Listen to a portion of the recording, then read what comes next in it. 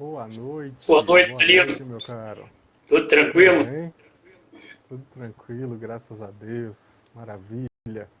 Maravilha. Já estamos na hora? Já estamos sim. 20 horas. Hein? Já são 20 horas, já estamos na hora. Então vamos começar. Tranquilo.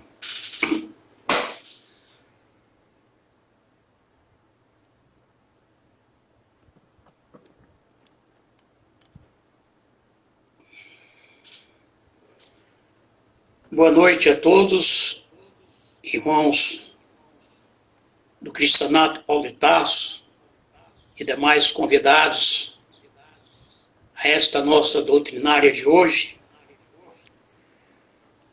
onde nós temos aí a presença de nosso irmão Danilo, que vai nos falar sobre os conflitos e doenças.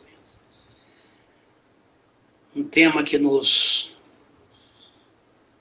faz necessário no dia a dia, por vivermos sempre em conflitos.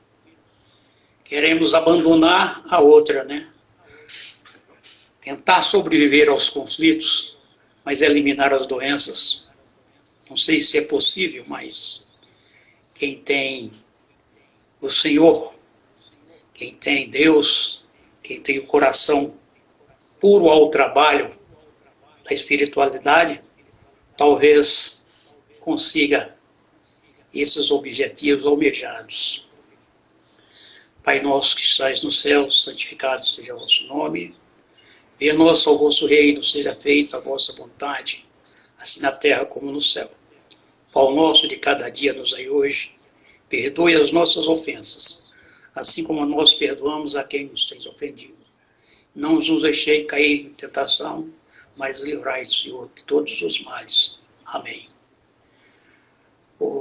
Falou um pequeno trecho aqui do Evangelho, de forma aleatória, e amar ao próximo como a si mesmo. Os fariseus, ouvindo que ele calara a boca dos saduceus, reuniram-se em assembleia, e um deles, que era doutor da lei, veio a fazer esta questão, para tentar ao mestre. Mestre, qual é o maior mandamento da lei? Jesus respondeu: amarás o Senhor teu Deus de todo o teu coração, e de toda a tua alma, e teu espírito. Este é o maior e o primeiro mandamento. E eis o segundo, que é semelhante ao primeiro: amarás ao próximo como a ti mesmo. Toda a lei e os profetas estão contidos nesses dois mandamentos. Mateus capítulo 22, versículo 34 a 40. Eu não vou estender o texto, não. Isso já é o suficiente para a gente reflexionar. A gente ter uma reflexão sobre o que é o amor ao próximo, sobre o que é fazer aos outros aquilo que queremos que faça conosco, né? E eu vou passar a palavra para o amigo Danilo, que ele é que precisa de mais tempo do que eu, né? Pois não, Danilo? Boa noite, meu amigo. Boa noite, minhas irmãs e meus irmãos do Cristanato Paulo de Tarso. É um prazer voltar a esta casa, mesmo que virtualmente, para trazer um pouco de reflexão a respeito da mensagem de Jesus, da mensagem da doutrina espírita, né, que nos liberta as consciências, que nos esclarece e nos consola. É interessante porque dia de segunda-feira é meu dia de Evangelho no Lar, e ele acontece habitualmente às 19 horas, ou seja, há pouco tempo eu estava fazendo o estudo do Evangelho aqui em casa com minha esposa e minha filha, e o próximo herdeiro que está no forninho também, né? Quase já, para poder a gente saber já o sexo, em breve a gente já vai ter uma noção. A gente, estudando, tem o hábito de abrir aleatoriamente o Evangelho segundo o Espiritismo. Abrimos também livros de mensagens, dentre os quais um livro que me chama bastante atenção, porque eu gosto bastante dele, que é o livro Vinha de Luz, do Espírito Emmanuel, psicografado por Chico Xavier. E uma determinada passagem desse livro me chamou a atenção, que foi a lida na noite de hoje, que versa sobre uma fala do evangelista Marcos, que está lá expressa no capítulo de número 13, item, no caso, versículo 33, quando Jesus exorta o discípulo sincero ele fala o seguinte: olhai, vigiai e orai. Então, geralmente a gente fala do vigiai e orai e vigiai, mas o interessante é que Marcos coloca essa coisa diferente que é o olhai. E na análise trazida por Emmanuel dessa passagem, ele vai nos dizer da necessidade de discernimento. O olhai entra aí não como uma mera curiosidade, a fim de alimentar a nossa... Como? Não escutei. Posso continuar? Vamos lá, então. Como eu estava dizendo, eu, assim, tenho certeza que, na verdade, Jesus não queria nos suscitar a buscar olhar a vida alheia por mera curiosidade, com a tentativa de satisfazer nossos egos, satisfazer nossas pseudo-necessidades.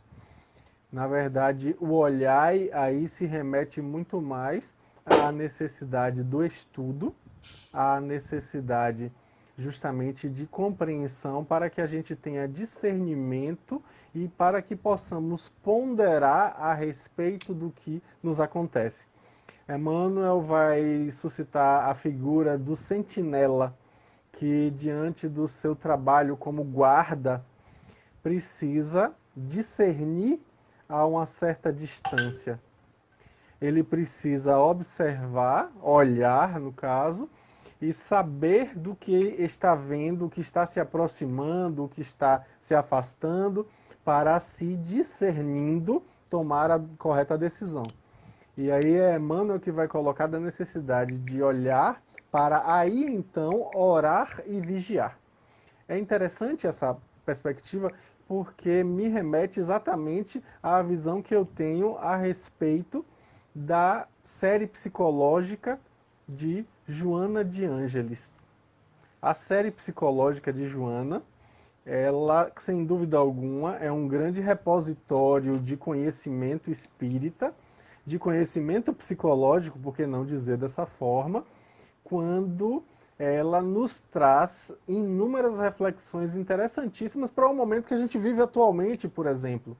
Eu já cheguei a falar em uma outra live, oportunamente, que eu acredito piamente que Joana estava nos preparando para o que estava vindo, no caso que hoje nós vivemos. Aí é interessante a gente perceber que o conhecimento trazido por Joana de Ângeles a respeito do saber psicológico e a respeito do que nós necessitamos para a nossa jornada, para o nosso caminho evolutivo, para o nosso crescimento espiritual, sem dúvida, serve para que a gente aprenda a discernir. É uma forma de olhar, é uma forma de ponderar e aprender para tomar decisões mais acertadas. É interessante porque quando a gente vai se robustecendo nesse tipo de estudo, a gente vai crescendo e aprendendo. É curioso o fato de que quando a gente começa a conhecer mais, começa a aprender mais, a gente vai conseguindo minimamente relativizar o impacto negativo das coisas que acontecem conosco. E, inspirando a minha fala da noite de hoje, nós temos o capítulo do livro Autodescobrimento, uma busca interior, livro psicografado por Divaldo Pereira Franco, pelo espírito Joana de Ângeles, cujo capítulo tem exatamente o título dessa minha fala de hoje, que é Conflitos e Doenças. Os conflitos e as doenças a que se refere Joana de Ângeles remetem para a gente questões que nós vivemos no nosso dia a dia. Lendo o capítulo de forma um tanto quanto desinteressada, de forma tranquila, sem maiores engajamentos, sem preocupação em redigir o que eu vou falar na palestra, eu tive a impressão de que ela se remetia justamente a um conceito que eu gosto muito dentro da psicologia, que é o conceito de incongruência. O que é incongruência? Incongruência é aquilo que a gente vive, todo mundo vive, todos nós vivemos. Aquela sensação que você tem quando você tem uma percepção de que algo vai errado nas suas emoções, que tem algo que não está bem com relação ao seu padrão emocional. Digamos que você tenta passar uma imagem que difere do que verdadeiramente você está sentindo. Essa é a sensação da incongruência. Aquele sorriso amarelo que a gente dá, aquela cara desenxabida, aquela coisa de tentar expressar uma coisa para esconder outra, escamoteando, camuflando, maquiando. E aí, nesse momento que a gente mostra uma coisa sentindo outra, a gente está experimentando a incongruência. A incongruência nada mais é do que um conflito interno. É uma sensação de que algo é errado entre o que eu experimento e o que eu expresso. Tem um comentário aqui, uma pessoa falando: Danilo, o senhor Carlos está sem som, então acredito se encontrar. Eu não sei se ele já está conseguindo escutar. Já tá escutando, Carlos? Começou a chegar aqui agora. E pronto, maravilha. Então, continuemos. O que a gente vai perceber? Que a incongruência é esse conflito interno em que eu não consigo alinhar o que eu experiencio ao que eu consigo compreender sobre o que eu experiencio. Existe uma diferença entre o que eu experiencio e o que eu compreendo sobre o que eu experiencio. Como assim? Por exemplo, eu sou psicólogo e no consultório eu percebo nitidamente muitas pessoas que não conseguem diferenciar emoções, como por exemplo a raiva.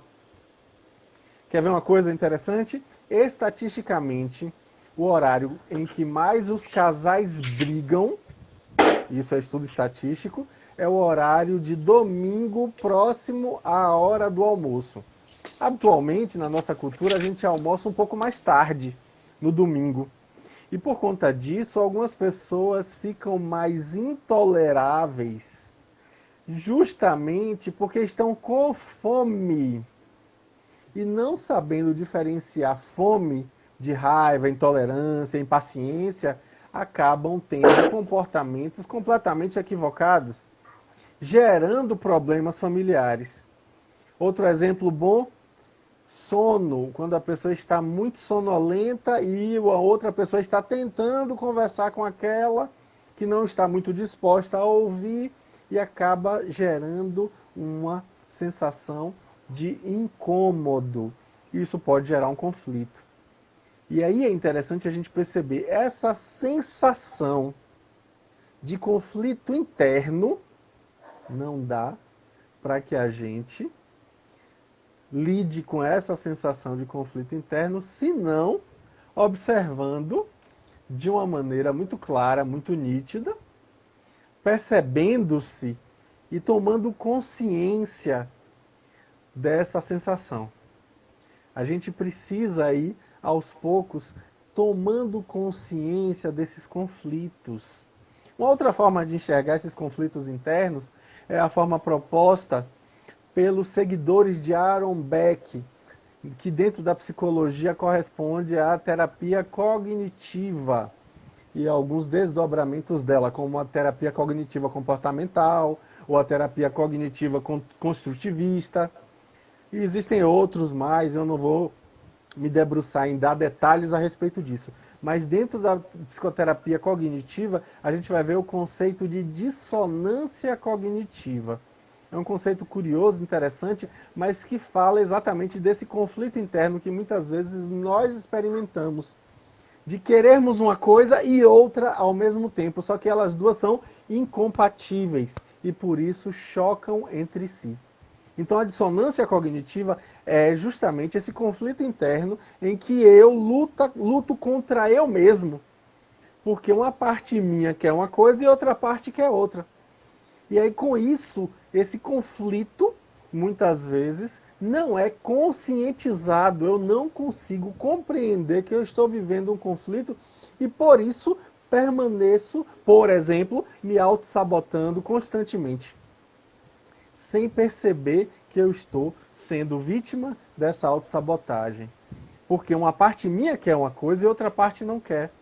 É interessante a gente ter essa tomada de consciência, porque se há uma autossabotagem ali, é porque não está havendo conciliação entre partes de você mesmo. É preciso haver um diálogo sincero na sua relação intrapessoal, ou seja, a sua relação consigo mesmo, para que nesse diálogo consigo esse conflito seja primeiro conscientizado. É preciso necessariamente tomar consciência em primeiro lugar. E aí, tomando consciência do que está vivendo, a gente vai gradativamente construindo uma perspectiva de autoaceitação, autoacolhimento, até porque não dá para mudar aquilo que a gente não aceita. Se a gente vive o tempo inteiro lutando contra nós mesmos, invariavelmente vamos perder. É aquela história que eu gosto sempre de citar nas palestras, né? Do não pense num cachorro preto de coleira vermelha. Já pensou? Não tem como fugir disso. Quando você nega algo dentro de você, invariavelmente você reafirma aquilo. Então a luta não é contra, é a favor. A luta é da construção de uma perspectiva de amorosidade e autoacolhimento que vai gerar uma ambiência psíquica que vai propiciar a possibilidade de experimentar novas formas de existir, novos jeitos de ser. Muitas vezes a gente se vê dentro de um conflito e não sabe como lidar com o conflito, justamente porque está numa atitude de tentativa de controle. Ficamos tentando controlar o nosso próprio comportamento, muitas vezes numa ingênua visão de que dá para controlar alguma coisa. Porque no fundo, nós não temos controle nem mesmo das nossas reações emocionais.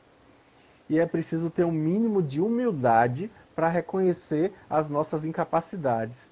E aí entra a perspectiva religiosa absolutamente essencial para que a gente perceba essa necessidade de uma guinada no sentido espiritual. E aí, Joana de Ângeles, pela psicografia de Divaldo Franco, nesse livro que eu trouxe no começo, chamado Autodescobrimento, vai destrinchar justamente essa questão com relação aos conflitos internos e vai nos mostrar que muitos dos processos de adoecimento têm uma natureza psicogênica. O que quer dizer isso? Tem uma origem na mente. E olhando no olhar espírita, já que esta é uma palestra espírita, tem origem no espírito, né?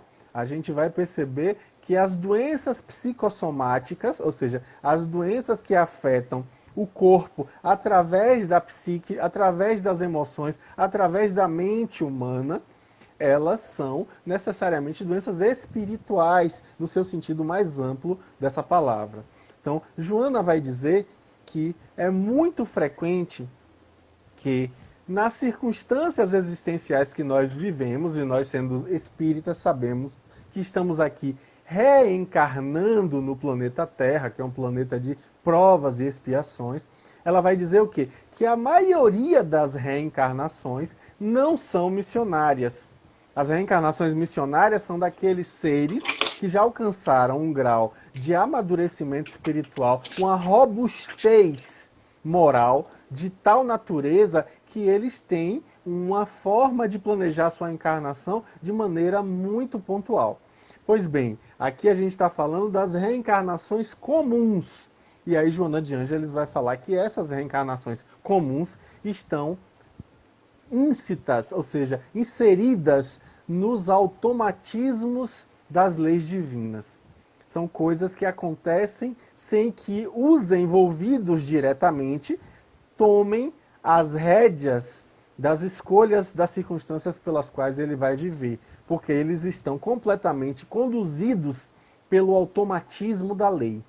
E aí, com isso, a gente vai ver que os técnicos espirituais responsáveis pelo planejamento reencarnatório vão tomar essas decisões em nome desses envolvidos, já que esses não têm maturidade, não têm ainda uma robustez, como eu usei esse termo, moral, para tomar suas próprias decisões. Então eles precisam de tutores.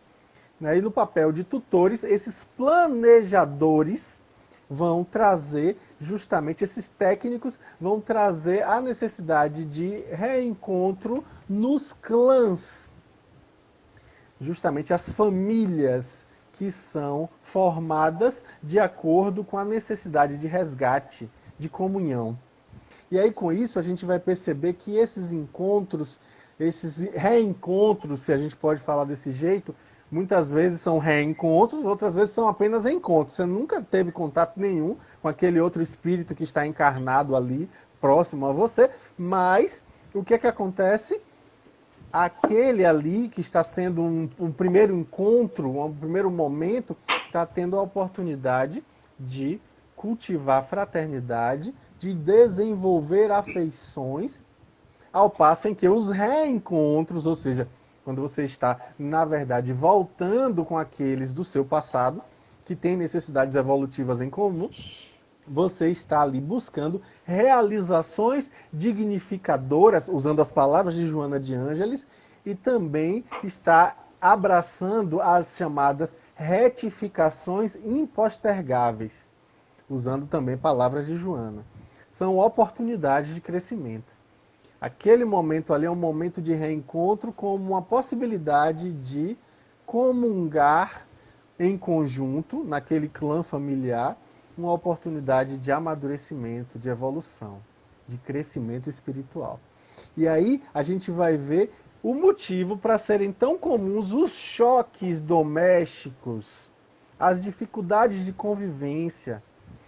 É tão difícil conviver em família justamente porque muitas vezes são aqueles que reencarnam conosco com dificuldades em comum, justamente para aprenderem juntos, para robustecerem moralmente juntos, para se libertarem do passado, de equívocos, para se libertarem, acima de tudo, da ignorância, que é, sem dúvida, o foco da nosso trabalho de instrução no sentido espiritual.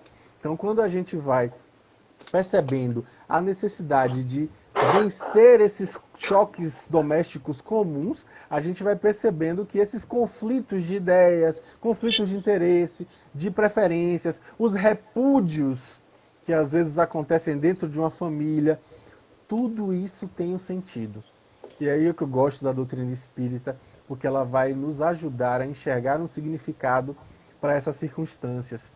Porque às vezes a gente vai ver famílias nas quais as antipatias nascem desde o berço e não há um motivo lógico, um motivo racional para justificar, enquanto que o conhecimento espírita vem nos legar a compreensão da possibilidade de conseguirmos enxergar ali justamente o sentido existencial, justamente o motivo pelo qual nós precisamos vivenciar aquilo. O olhar espírita nos permite enxergar na doença o remédio. Isso é que é interessante para a gente pensar, porque às vezes a doença é um remédio. E eu não estou aqui fazendo apologia à dor, a sofrimento, à doença, não. Eu estou aqui trazendo a reflexão para o fato de que, com o processo do adoecimento, nós temos a possibilidade de nos questionarmos sobre o nosso modo de existir, o nosso modo de conduzir a nossa existência. E obviamente que isso faz toda a diferença no final das contas, quando você, depois que desencarna, olha para trás e se lembra do que passou, você passa a ter um outro olhar, vai dizer, foi por isso, então tinha um sentido, não é à toa, não é solto, não é por nada, existe um sentido. Então com isso a gente vai perceber que nós vivenciamos essas circunstâncias com um sentido existencial. E não é à toa que a infância, como diz Joana de Ângeles nesse capítulo, vai dizer justamente o que? Ela vai dizer que a infância, gente, não é a causa de problemas emocionais, como dizem dizem vários psicólogos, né, vários grandes autores da psicologia vão localizar na infância a causa de inúmeros transtornos emocionais. Joana vai dizer que a infância nada mais é do que um momento de atualização do passado transato, né, das encarnações anteriores.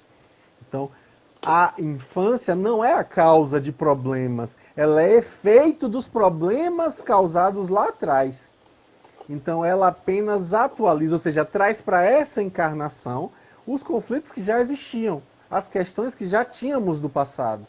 Então, não dá para a gente ficar culpando a infância, culpando a educação recebida pelos pais, a negligência do pai, a superproteção da mãe, ou a hostilidade do avô, ou a inveja do irmão, o ciúme da irmã. Não dá para a gente ficar localizando na infância esses problemas. Na verdade, a infância não é causa, é efeito, é apenas uma atualização. Mas é a Joana que vai dizer que, muito comumente, na infância é que vão se estabelecer os transtornos psicológicos e orgânicos que podem ser ali, na verdade, o reflexo do nosso passado ou são, na verdade, provações com relação ao nosso futuro. Né? Ou seja, pode ser uma expiação e pode ser uma prova. E aí, com isso, a gente vai perceber que quando a coisa é mais séria, Joana usa o termo seguinte, o gravame severo.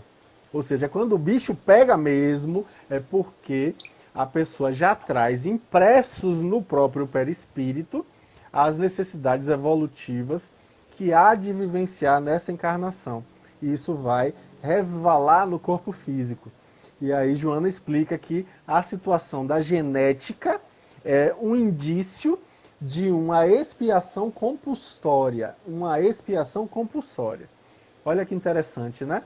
Quando temos um transtorno de natureza genética, é mais provável que a gente esteja ali diante de uma situação de expiação compulsória. E aí Joana vai dizer que ali, naquele momento, aquele transtorno genético, na verdade, é um momento de reabilitação do espírito calceta, ou seja, o espírito renitente, rebelde, que não se permite amadurecer e evoluir, que fica ali aprisionado naquelas circunstâncias, né? Só que aí volto à reflexão de que é preciso que a gente alargue os olhares para enxergar na doença o remédio. E aí, obviamente, que eu estou trazendo a reflexão em um nível espiritual profundo. É preciso a gente lembrar que não há acaso nem descuido na consciência cósmica. Não há acaso nem descuido da consciência cósmica. Olha que Joana traz, né? Que Deus não tem descuido, não tem equívoco. Deus é exato, não existe acaso. E aí ela vai dizer justamente que a consciência do ser humano, na sua relação com a consciência cósmica, que é Deus, vai visar a despertar para o equacionamento das próprias incógnitas, num trabalho contínuo de autorresponsabilização. Ou seja, tomada de consciência quer dizer autorresponsabilização. Isso é interessante porque eu vejo isso também na Gestalt terapia de Frederick Perls, conhecido como Fritz Perls, grande autor, que eu acho realmente muito inteligente. E ele vai falar exatamente isso, que toda e qualquer tomada de consciência implica em presentificar-se, ou seja, estar aqui agora, ter consciência desse momento e responsabilizar-se, ou seja, arcar com a responsabilidade das escolhas que faz. Então, obviamente que o processo de tomada de consciência é justamente desse crescimento. E a Joana diz que ser consciente e livre é necessário que a gente, tomando consciência, vá aos poucos nos afinizando com a ideia de que somos realizadores do bem operante. Ou seja, somos os verdadeiros médiuns do amor de Deus na Terra. Olha que interessante para a gente refletir, né?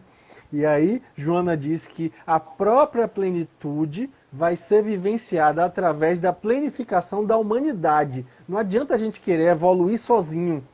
É preciso que a gente busque incluir, e essa atitude inclusiva é excelente e necessária, o outro no nosso processo de evolução. Não dá para ser feliz sabendo que alguém que convive conosco, que o nosso próximo está infeliz. Então só dá para alcançar a plenitude através da planificação da humanidade. É por isso que eu tomo muito cuidado com essas filosofias da prosperidade, que algumas pessoas do meio religioso falam muito, né? Uma visão de filosofia da prosperidade.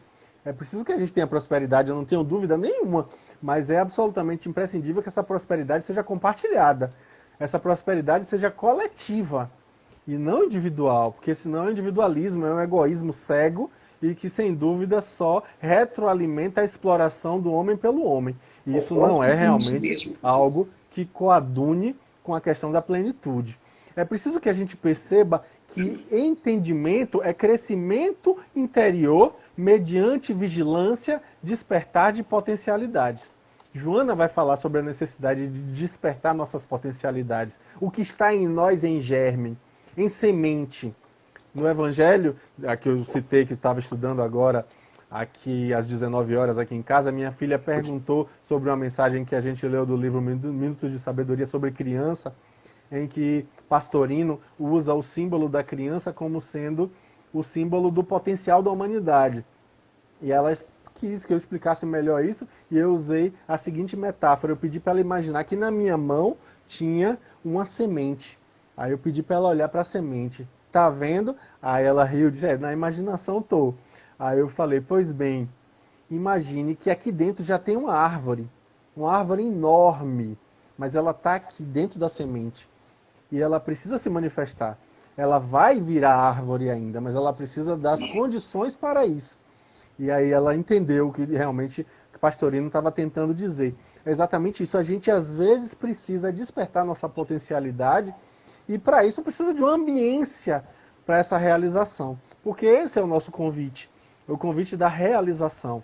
Na semana passada eu tive a oportunidade de falar sobre autorrealização em outra casa espírita e eu falava justamente sobre isso.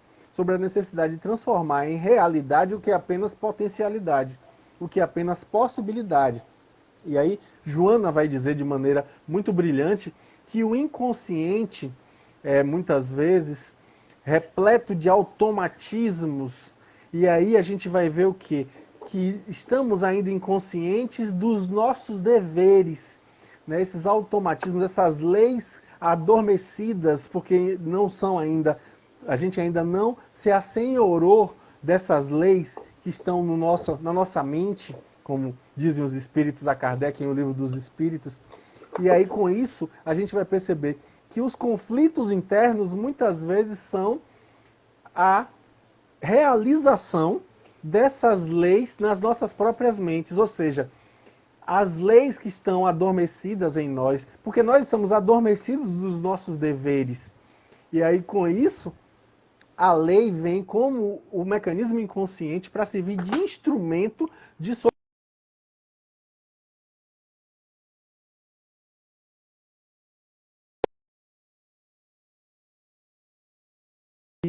como diz Joana de Ângeles, a encarnação da gente, o fato de estarmos encarnados é para a promoção de amor, e ela usa o termo afetividade plena.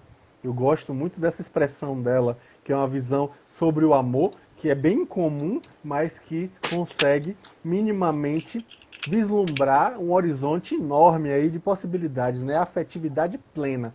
E ela diz que estamos encarnados em prol do nosso crescimento espiritual e do nosso autoaprimoramento. E aí, quando ela fala do autoaprimoramento, ela vai dizer que esse autoaprimoramento nada mais é do que o encontro com o Deus interno. Olha que interessante isso, né? Isso me faz lembrar os textos de Jung, quando ele fala sobre o self, sobre o eixo ego-self, que justamente o processo de individuação é o tornar-se si mesmo, é o tornar-se self, é entrar em contato justamente com aquilo que a gente chama de self. Dentro da psicologia espírita, seria justamente o quê?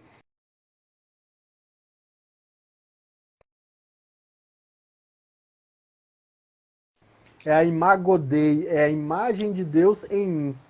Então, entrar em contato com Deus em mim é justamente planificar-me e entrar em contato com esse Deus interno. É aquilo que Jesus diz: vós sois deuses, vós sois a luz do mundo, sois o sal da terra, deixai brilhar a vossa luz. Né? Pois bem, é esse o convite de autoaprimoramento com esse encontro com o Deus interno. E a Joana vai dizer que a gente ainda vive muito o atavismo do desamor. E por conta disso, nós estamos ainda aprisionados pelos caprichos do egoísmo.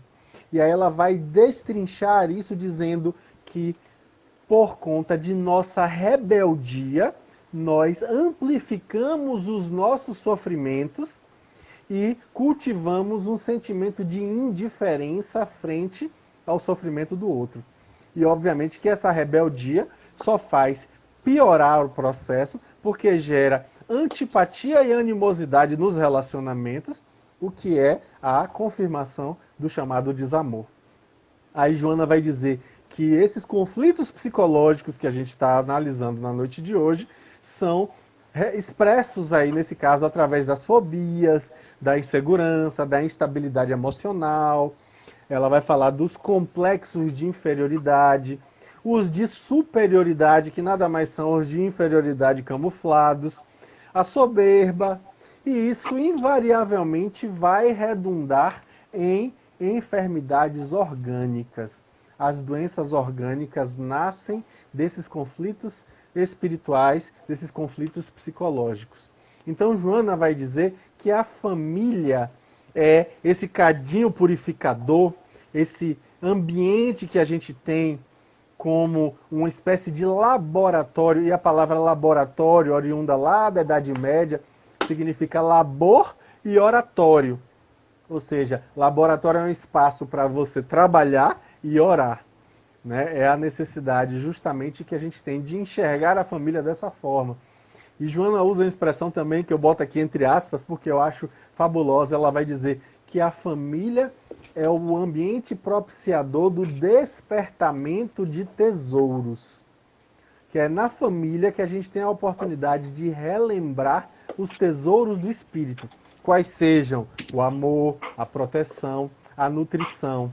E tudo isso vai levar a um sentido pleno da palavra afetividade, harmonia, saúde e discernimento, usando a explicação que Joana nos traz. E ela vai dizer que a carência desse amor, que infelizmente é tão vivenciada no mundo, que estando encarnados nós muitas vezes nos vemos, muitas vezes mesmo, aprofundadamente vivenciando o sentimento de carência, ela vai dizer que isso gera quadros patológicos desde a juventude. Uma vez experimentada a carência, desde a mais tenra idade, a gente já manifesta quadros enfermiços, quadros patológicos. Aí ela vai dizer que o desamor grava no inconsciente do ser uma tentativa de suplantar essa falta, e isso vai levar a um conflito, a uma inquietação. E a Joana vai dizer que a criança que experimenta a sensação de desamor vai manifestar isso tendo inicialmente conflitos no sono. Eu acho interessante essa especificidade que Joana traz. Ela vai descrever que o sono da criança fica inquieto, intranquilo, porque ela, experimentando o desamor, o seu inconsciente retira a sua tranquilidade. E aí isso vai levar a um quadro de insônia, vai levar a pesadelos, vai levar à inquietação noturna, em alguns casos, a síndrome dos pés inquietos, né, que na verdade é um quadro do sono. As pessoas acham que ficar balançando o pé por ansiedade é síndrome dos pés inquietos. Não é isso, não. É um quadro que você manifesta dormindo. E aí ela vai dizer justamente que isso tudo vai gerar problemas de sono, e obviamente que sem sono de qualidade a criança vai ficar chorosa, agressiva, rebelde, cheia de medos, e vai engendrar um mau desenvolvimento psicofísico. Palavras de Joana de Ângeles. E aí com isso a gente vai perceber que é a própria Joana que vai colocar o amor como sendo o alimento da vida. Essa fala dela também é bem interessante. Por quê? Porque nutre os fulcros do ser. é justamente o que vai permitir aos equipamentos eletrônicos do perispírito, ela usa esse termo, né? Equipamentos eletrônicos do perispírito que são responsáveis pela conjunção entre matéria e espírito, e aí esse amor é que vai levar a um sentimento de calma, vai dar segurança, vai reabastecer forças e vai trazer vitalidade. É a amorosidade que propicia isso. E aí Joana vai dizer que quando você se vê desamado, seja hoje ou no passado, muito possivelmente o seu inconsciente te conduza a um mecanismo de defesa do ego chamado regressão. O que é a regressão? Por exemplo, quando você observa uma criança, o caso que vai acontecer em pouco tempo aqui em casa, né? Minha esposa está grávida e eu tenho uma filha de 8 anos. E aí é comum a gente ver o quê? Na situação da regressão, quando nasce uma criança, a criança que já existia, entre aspas, regride. Passa a se comportar como uma criança mais nova do que o que é. Ou seja, é um mecanismo de defesa do ego para lidar com o fato de que ela está sendo preterida, supostamente, por conta do fato de que chegou um novo ser no seio daquele lar, e aí ele se sentiu, no caso a criança, se sentiu, né, colocada ali de lado, colocada desprovida da atenção dos pais, e para receber aquela atenção ela regride e passa a se comportar. Aí vai querer voltar a usar bico, chupar dedo, querer mamadeira, querer beber leite no seio da mãe, vai querer ter comportamentos que já não são mais compatíveis com aquela faixa etária. Do mesmo modo que uma criança pequena faz isso, um adulto pode fazer uma regressão também. A gente vai ver circunstâncias assim, eu vejo isso no consultório com uma certa frequência.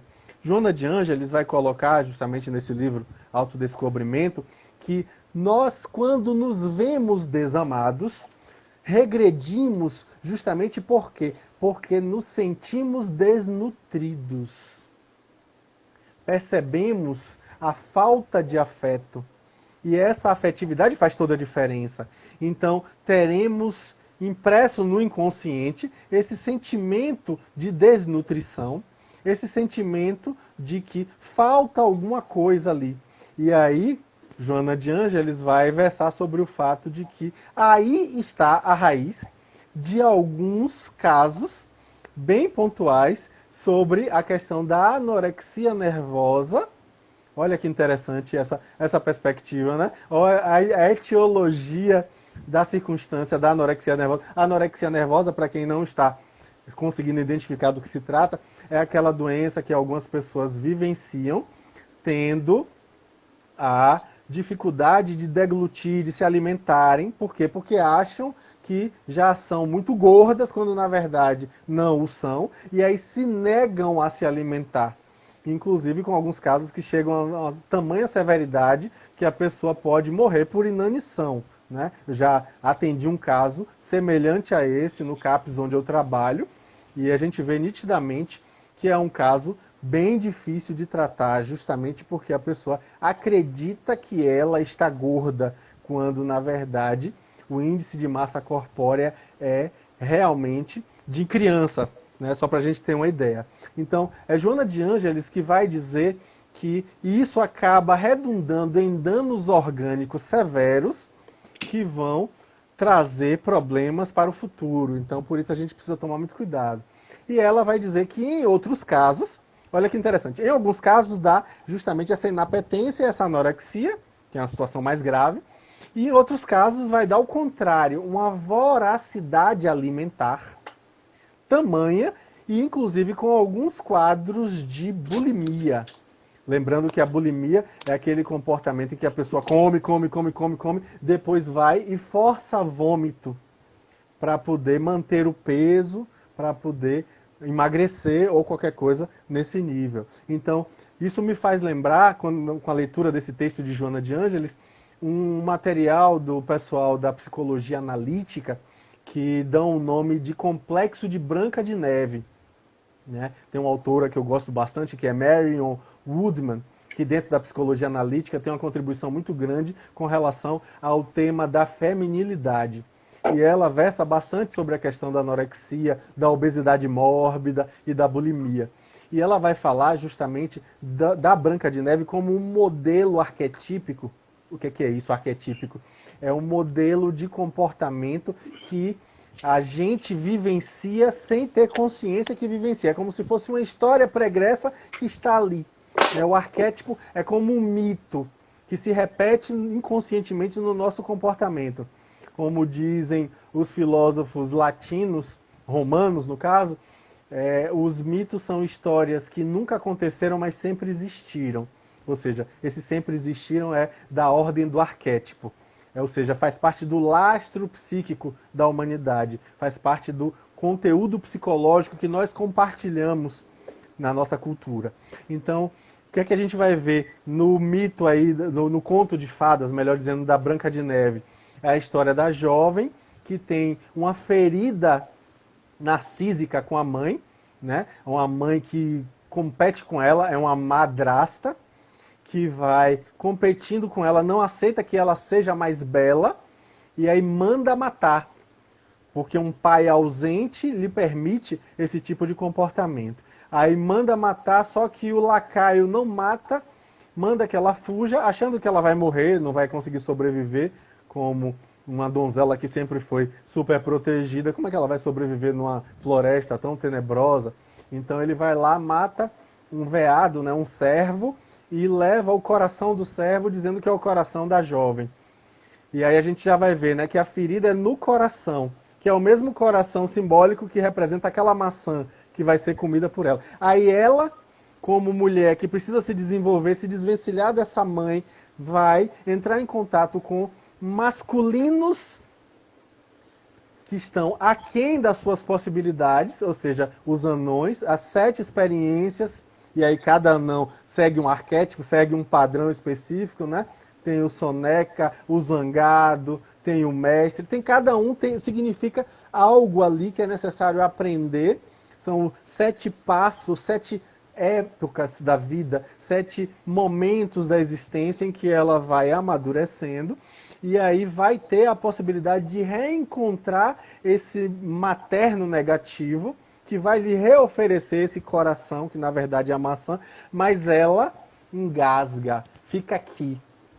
E aí com isso, ela cai e é colocada em um caixão de vidro. Para Marion Woodman, isso é o símbolo da obesidade mórbida, porque, segundo a visão de Marion Woodman, a obesa mórbida não consegue colocar para fora tudo que sente. Ela tem uma falsa boa relação com a figura materna, porque existe uma sensação profunda de desamor. Olha aí Joana de Ângeles coadunando com Marion Woodman. E essa sensação de desamor, ou seja, esse coração ferido, que é mal visto, malquisto pela madrasta, que vai trazer o que para ela? Algo que fica aqui. Aliás, eu atendo obesos mórbidos já há 17 anos no consultório e vejo que é uma fala muito comum as pessoas dizerem que tem dificuldade de expressar o que estão sentindo, que tem uma coisa aqui, um bolo na garganta que elas não conseguem falar, não conseguem colocar para fora. Isso é interessante porque expressa justamente a dificuldade de expressão emocional, a dificuldade de lidar com os próprios padrões emocionais. E aí, nessa perspectiva, essa pessoa acaba ficando dentro de um caixão de vidro que representa justamente a gordura. A gordura. Ela está ali deitada, não vive, mas também não morre. Ela está no quase. Ela está ali vivendo o dilema da existência. Ela não segue adiante, ela precisa que alguém venha deitar beijos nos seus lábios para que ela possa expulsar aquele conteúdo, conseguir expressar o que está sentindo em uma relação saudável com alguém. E aí conseguir finalmente amar-se, em vez de ficar buscando o amor fora de si. É a visão de Marion Woodman que eu acho realmente brilhante e que coaduna com essa visão de Joana de Ângeles. Joana que vai dizer que muitos dos distúrbios gástricos, e especialmente o vômito ruminativo, né, a ruminação, algumas pessoas desde muito cedo na infância têm esse comportamento ruminativo, né? Vem o vômito e em vez dela expulsar, ela engole de volta. E aí fica nessa tentativa de digerir aqueles afetos que estão sendo demonstrados pelo organismo. É o corpo tentando falar o que a boca cala. A boca cala e o corpo fala. E aí Joana vai colocar que a indigestão, a dispepsia, alguns casos de diarreia, ou o contrário, a prisão de ventre, podem ser reflexos dessa sensação de ausência de amor. A sensação de que se é desamado. E aí é preciso, conforme a fala de Joana, aprender a ir gradativamente digerindo os problemas. Aprender a ir crescendo com esses problemas e se transformando, indo adiante. E aí ela recomenda uma autoanálise honesta, em que a pessoa possa dispensar elogios, dispensar condenações, julgamentos, justificações, para que ela consiga transcender a culpa e cultivar o auto-amor. Ela vai dizer justamente que é absolutamente imprescindível que a pessoa foque no processo de reparação. E esse processo de reparação, como a gente vai ver lá no livro Céu e Inferno, de Allan Kardec, no Código Penal da Vida Futura, não basta se arrepender, não basta sentir remorso. É preciso reparar. E esse processo de reparação necessariamente implica na liberação, na libertação do sentimento perturbador. Ou seja, a gente precisa tomar consciência desse sentimento perturbador e nessa tomada de consciência a gente precisa expressar, ter uma expressão saudável. Não é ter uma expressão de rompante que vai ferir toda e qualquer pessoa que esteja ali próxima. Não, isso também é desequilíbrio. Não é sair de um desequilíbrio para outro desequilíbrio. E aí, Joana vai dizer que existem inúmeras as doenças que são nascidas das nossas emoções mal resolvidas e mal expressas. E para resolvê-las é preciso boa vontade consigo, boa vontade com os outros, para que a gente consiga finalmente ser quem se é. A expressão categórica de Joana de Ângeles. Infelizmente a gente vive querendo ser o que não é, ser o outro. Uma frase que eu falo muito para meus alunos, falo muito nas palestras, né? A gente vive querendo comprar o que não precisa com o dinheiro que não tem para agradar quem não se importa. É preciso que a gente se aceite. A gente tenha realmente auto-amor suficiente para ser o que é, sem precisar ficar tentando fingir ser o que não é. E aí Joana diz que é preciso cultivar a autotolerância, porque no momento em que você começa a tolerar-se, você abre espaço para o auto-amor. E mais importante que isso, você abre espaço para tolerar o outro. É uma atitude reflexiva. Você enxerga fora o que tem dentro. Você enxerga fora o que tem dentro. E aí, com isso, você vai gradativamente construindo um equilíbrio. Uma atitude de equilíbrio através do trabalho. E é Joana que vai dizer que o trabalho vai servir como canalização energética para a manifestação da saúde, do bem-estar e da harmonia. E caminhando para o final da minha fala, eu trago aqui o finalzinho do capítulo 6º do livro, o Evangelho segundo o Espiritismo, que a gente tem lá o capítulo sobre o Cristo Consolador, que vai falar justamente sobre o advento do Espírito de Verdade. Que lá, especificamente, no item 8, o Espírito de Verdade vai falar sobre a necessidade de duas coisas. A gente passa batido e se esquece desse texto. Eu acho esse texto muito legal, vale a pena examinar. Vamos lá dar uma olhada. Essa palestra espírita serve para isso, né? Para instigar a pessoa a buscar. Não para mastigar e dar pronto. É para trazer justamente o desejo de aprender, para a pessoa se instruir. É o amai-vos e instruí-vos. Não é só ouvir a palestra, não. É se sentir motivado e inspirado a estudar. Então, que a gente vai estudar. Pega lá o Evangelho segundo o Espiritismo, no capítulo 6, item 8. Um texto do Espírito de Verdade que ele vai falar sobre a necessidade de duas coisas que são absolutamente imprescindíveis. Devotamento e abnegação. Olha que importante para a nossa reflexão. Devotamento e abnegação. Como sendo duas chaves para a construção de um eu melhor e, portanto, se eu estou no mundo, um mundo melhor. É preciso que a gente lembre que é necessário que esse auto-amor seja tão pleno, tão maravilhoso e puro, que ele consiga transbordar e alcançar aos outros ao nosso redor. Então, que as bênçãos do Mestre Jesus acolham os sinceros propósitos que nós agora abraçamos de resolver nossos conflitos internos e buscarmos enxergar de outra maneira as oportunidades que a vida nos dá. Porque sim, como eu disse e repito, às vezes a doença é o remédio. Então que a gente consiga alargar nossos horizontes, enxergar de outra maneira e perceber as grandes oportunidades que nós temos de sermos cada vez melhores sempre e de sermos médiuns do amor de Deus no planeta Terra. Que assim seja. Assim seja. Ok. Então a gente já vê que nós somos os verdadeiros administradores da nossa consciência, né? Nós somos administradores do nosso comportamento. E muitas das vezes, nossos conflitos, nós somos mesmo responsáveis por eles.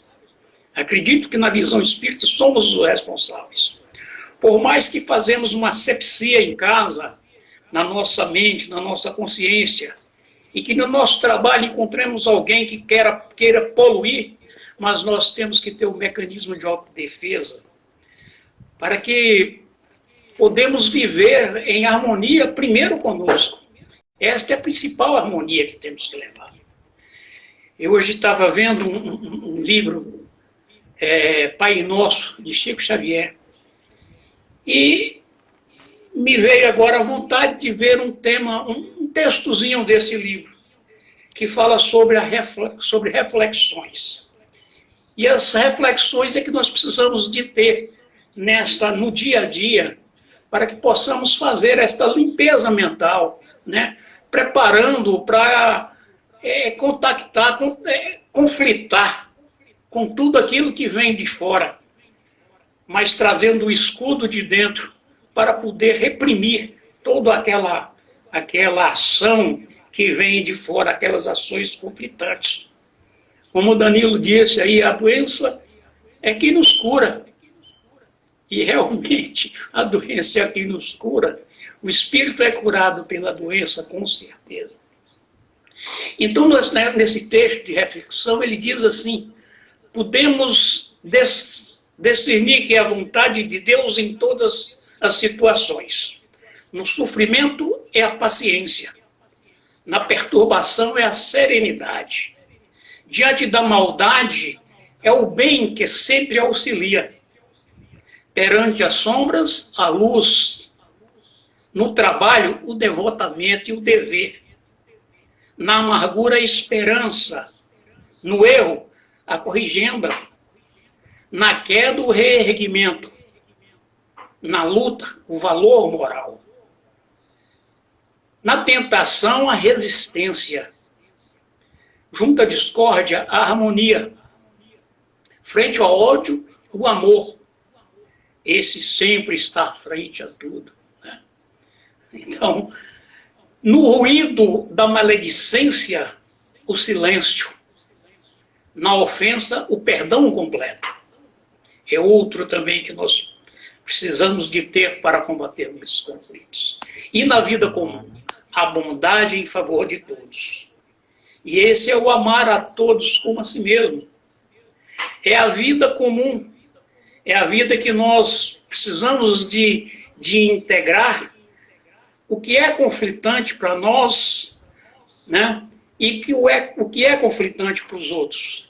E entendermos que um é para os outros. O amor de um ao outro evita que esses conflitos sejam, como é que se diz, fluentes dentro da nossa vida, dentro da nossa consciência. Portanto, a gente só tem que agradecer a esses ensinamentos, a esses chamamentos que a cada uma destas palestras nos favorece e que nos encaminham ao sentido que o Espiritismo vê, a instrução. Né? A instrução de todos os espíritos e todos os espíritas. Uns aprendem com outros, no meio encarnado e no meio desencarnado. E nós só temos a agradecer ao nosso Pai Celestial pelo amor que Ele tem colocado em nós, na esperança de sempre podermos lutar com as diversidades, mesmo na enfermidade ou mesmo no lado conflitante que a gente vive no mundo. Agradecemos a Danilo por essa oportunidade que nos dera. Sempre contamos com a sua presença no Cristanato Paulo de Tarso para suas brilhantes explanações. Obrigado e boa noite. Gratidão, meu caro. Boa noite.